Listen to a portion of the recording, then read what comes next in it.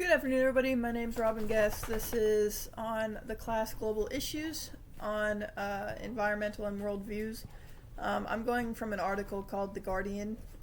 It's labeled Malawi Sees Influx of Refugees from Post-Election Violence in Mozambique. So gangs and political unrest has caused the country to become unstable.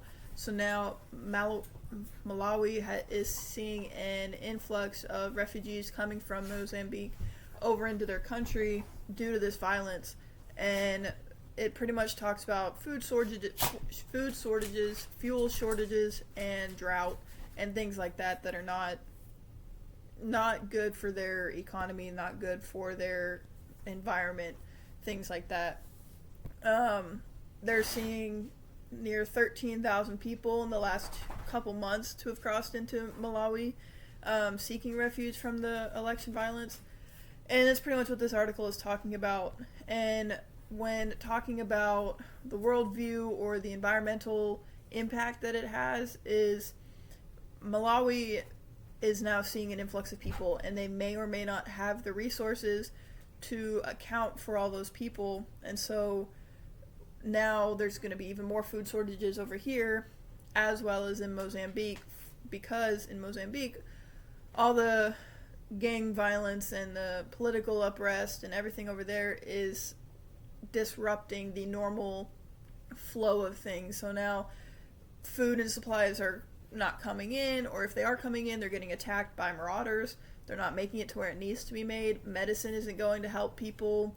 Food isn't getting to where it needs to be. Clean water isn't getting where it needs to be. So now their environment is slowly disintegrating, where they're no longer able to provide for themselves, where the country is no longer able to take care of itself. And so when things like that happen, then they can no longer run as a well-oiled machine, basically. And just some personal insights about it.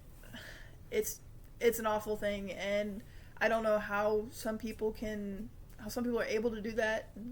Unfortunately, it's been a common thing over there from the 80s and the 90s, with multiple people from different countries seeking refugees all over the world. And in Africa, unfortunately, it's a common theme. So now when majority of people think of Africa, they're thinking poverty, they're thinking drought, they're thinking lack of clean water.